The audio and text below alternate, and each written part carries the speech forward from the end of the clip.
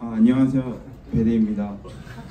제가 이렇게 많은 분들 앞에서 발표해보는 게 처음이어가지고 많이 긴장되는데 실수하더라도 너그럽게 봐주세요. 그러면 시작하겠습니다. 저는 주제가 OCP와 전략 패턴이고요. 목차 구성으로는 if else의 문제점, OCP, 그리고 전략 패턴, 마지막으로 연습 문제 추천 이렇게 구성되어 있습니다. 먼저 if else의 문제점을 확인할 건데요. 보면은 변경 확장이 될수록 코드가 복잡해지고 코드를 수정하거나 수정할 위치를 찾는데 점점 오래 걸린다는 문제가 있습니다. 그리고 실수로 추가하지 않고 누락하는 부분이 생길 가능성이 있습니다. 한번 같이 그래서 즉 유지보수가 점점 어려워집니다.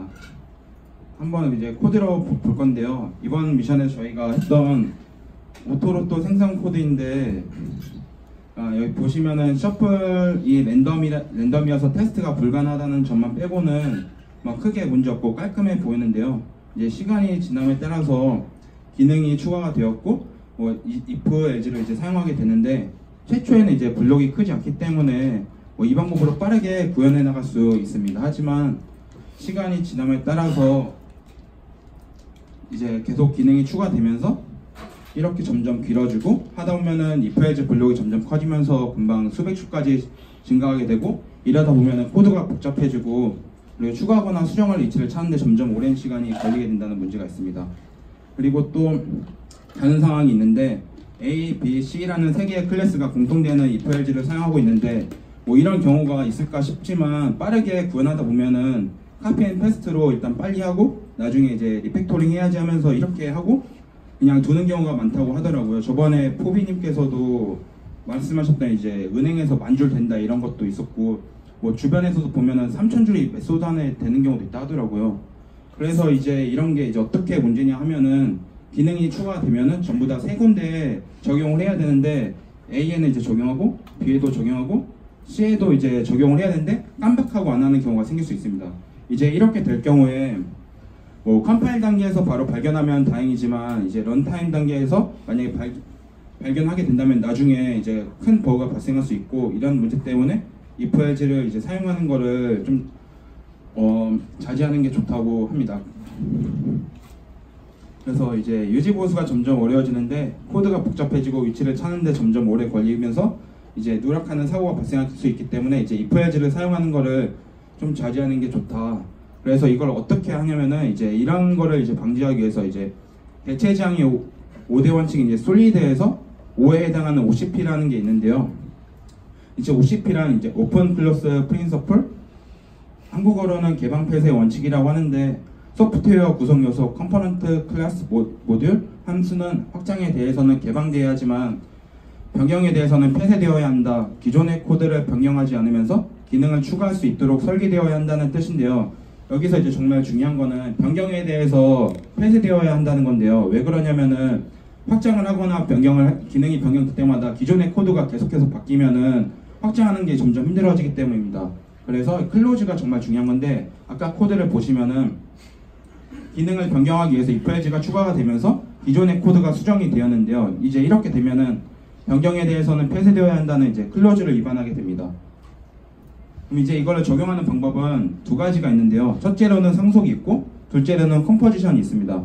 근데 저는 이번에 컴포지션으로 하려고 하는데요. 그 이유는 상속 같은 경우는 상위 클래스, 하위 클래스가 강력하게 밀접되어 있기 때문에 상속 클래스가 만약에 변경이 된다면 하위 클래스에도 강력하게 영향을 미치는데요. 그래서 이거를 깨지기 쉬운 상속 클래스의 문제라고 합니다.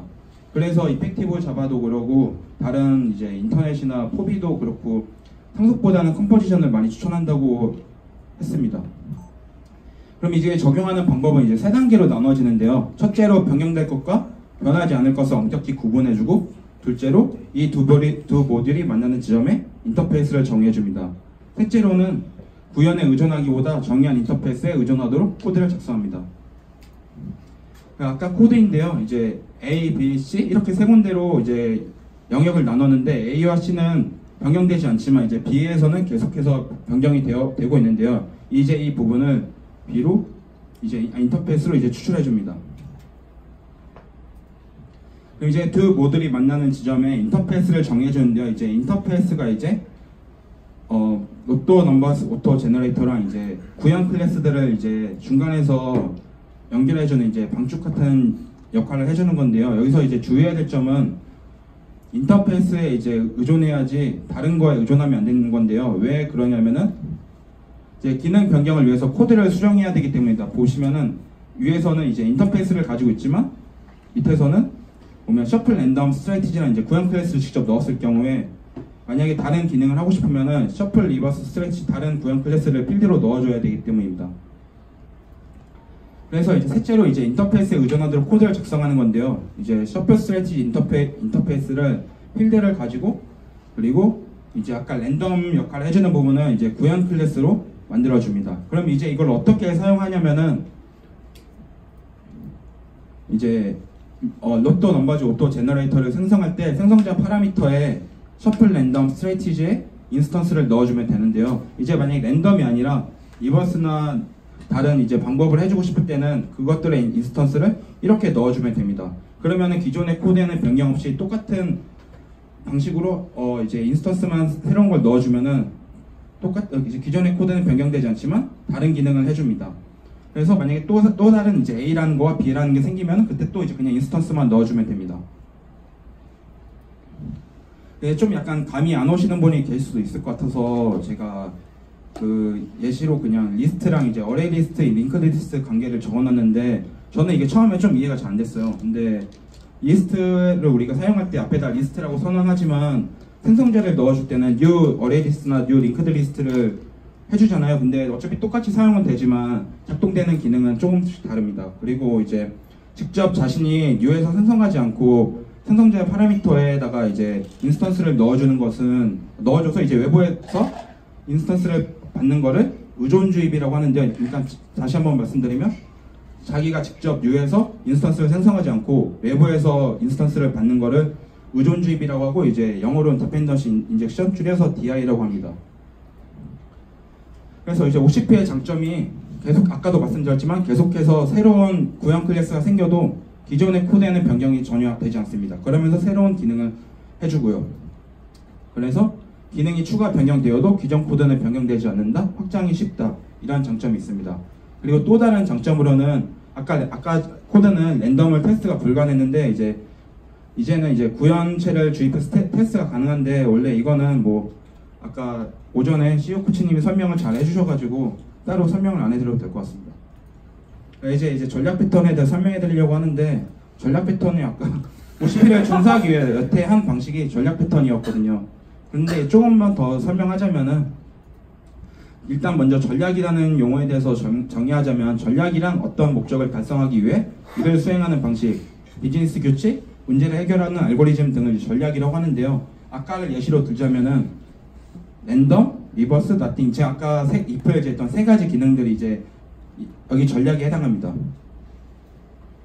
그래서 전략 패턴은 이제 저 같은 경우는 네 가지로 그냥 적어놨는데, 일단 디자인 패턴의 꽃이라고 합니다. 왜? 그 이유는 그만큼 많이 사용하고 다른 디자인 패턴에서도 전략 패턴을 많이 이용하는 경우가 있어서 디자인 패턴의 꽃이라고 합니다. 그리고 전략을 쉽게 바꿀 수 있도록 해주는 디자인 패턴, 행위를 클래스로 캡슐화해 동적으로 행위를 자유롭게 바꿀 수 있게 해주는 패턴, 새로운 기능의 추가가 기존의 코드에 영향을 미치지 못하게 하므로 OCP를 만족한다, 이런 장점이 있는데요. 그러니까 그냥 쉽게 말해서 아까 새로운 계속 인스턴스를 넣어주면서 동적으로 행위를 언제든지 클라이언트 마음대로 바꿀 수 있습니다.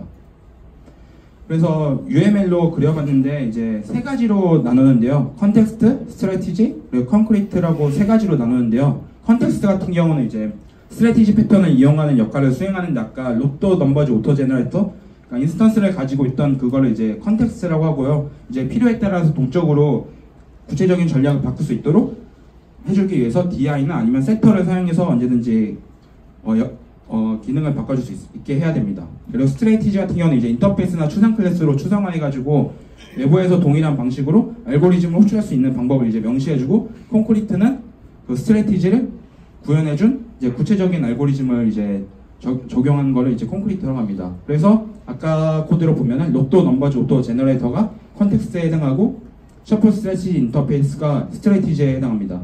그리고 셔플 랜덤 스트래티지, 셔플 리버스 스트래티지, 이런 구현 클래스를 콘크리트라고 부릅니다. 그래서 이제 저 같은 경우는 이번 미션에서 사실 랜덤을 위해서 이렇게 전략 패턴을 이용했는데 사실 저희 기능에서 랜덤밖에 없었잖아요. 그래서 저 같은 경우는 그냥 기본 생성자를 사용할 경우에는 아까 저희 네모 친 곳에 보이면은 셔플 랜덤 스트레티지 인스턴스를 넣어줬는데, 그래서 로또 넘버즈 오토 제너레이터를 기본 생성자로 사용할 경우 자동으로 이제 다른 생성자를 호출해가지고 랜덤을 사용하게끔 이렇게 구성을 해줬습니다. 그래서 이제 한 줄로 이제 전략 패턴을 요약하자면은 기존의 코드 변경 없이 행위를 자유롭게 바꿀 수 있게 해주는 OCP를 준수한 디자인 패턴이라고 합니다. 그리고 이거 템플릿 메소드 패턴과 전략 패턴의 차이인데요. 이거는 사실 좀 할까 하다가 예전에 에이든이 템플릿 메소드랑 전략 패턴의 차이를 물어봤는데 제가 그때 잘 몰라서 잘못 대답해줘가지고 좀 알아보다 보니까 미안해지더라고요. 그래서 한번 살짝 정리해봤는데, 그러니까 둘 다 OCP를 준수하기 위해서 하는 방법인데, 아까 제가 상속이랑 컴포지션 두 가지 방법이 있다고 했는데요. 컴포지션을 사용한 방법이 스트래티지 이제 전략 패턴이고요. 그 상속을 이용한 방법이 템플릿 메소드 패턴입니다. 그래서 템플릿 메소드 저기 보시면 스텝 1, 2, 3가 있는데 2가 변경되는 부분이고 1하고 3는 변경되지 않는 부분인데, 이제 2를 앱스트랙트 클래스에서 저기 2 부분을 그러니까 앱스트랙트 메소드로 해가지고 자식 클래스들이 이거를 구현해줘가지고 1하고 3에서는 계속 공통되는 기능하고 2에서만 새로운 기능을 하게 이제 상속을 하는 방법입니다. 그리고 이제 마지막으로 연습 문제 추천인데, 이건 저번 첫 주차에 추가 미션으로 if 문 없이 문자열 계산하기인데요. 이거를 왜 추천하냐면은 저는 이걸 하기 위해서 좀 다양한 방법을 많이 사용했어요. 처음에는 그 전략 패턴을 먼저 해보자 해서 인터페이스로 먼저 추출하고, 그 다음에 다 구현 클래스로 하나씩 만들어주고, 그 다음에는 이제 임명 클래스 사용해보고 람다 사용해보고 이넘 사용해보기 위해서, 그 당시에는 이넘도 몰랐고 람다도 몰랐고 뭐 전략 패턴도 잘 모르고 그냥 다 잘 몰랐는데, 이거 하면서 복합적으로 좀 많이 알게 됐어요. 웹도 그러고 다 이해는 못했어도 다음 미션 하면서 잘 사용할 수 있는 이제 발판을 만들어줬던 것 같아요. 그래서 오기 전에 포비가 유튜브에서 강의한 걸 하나 봤는데, 의식적인 TDD 연습이라 해가지고 거기서도 TDD를 바로 자기의 프로젝트에 적용하지 말고 가장 쉬운 것부터 점진적으로 하는 연습을 하라고 하더라고요. 그래서 저는 이걸 추천한 이유가 그런 이유입니다. 이거만큼 간단한 게 없을 것 같아요. 그래서 이걸 정말 추천하고요. 뭐 순서로는 뭐 다들 다양한 방식이 있겠지만, 저는 이제 인터페이스로 추출을 구현 클래스 만들었고, 임명 클래스 플러스 이넘으로 구현했고, 마지막으로 이제 자바팔이랑 이제 람다로 구현했는데요. 이제 이렇게 하면서 이제 람다가 어떻게 좀 되는 건지 아까 막 그런 것도 좀 알 수 있었고, 좀 많이 도움이 돼서 뭐 다들 여유가 되시면 해보시면 좋을 것 같아요. 코드가 막 이제 하다가 막히면은 제가 슬랙에 올린 거 있으니까 그거 한번 참고하셔도 괜찮을 것 같은데, 웬만하면 안 보고 하는 게 가장 좋은 것 같습니다. 끝입니다.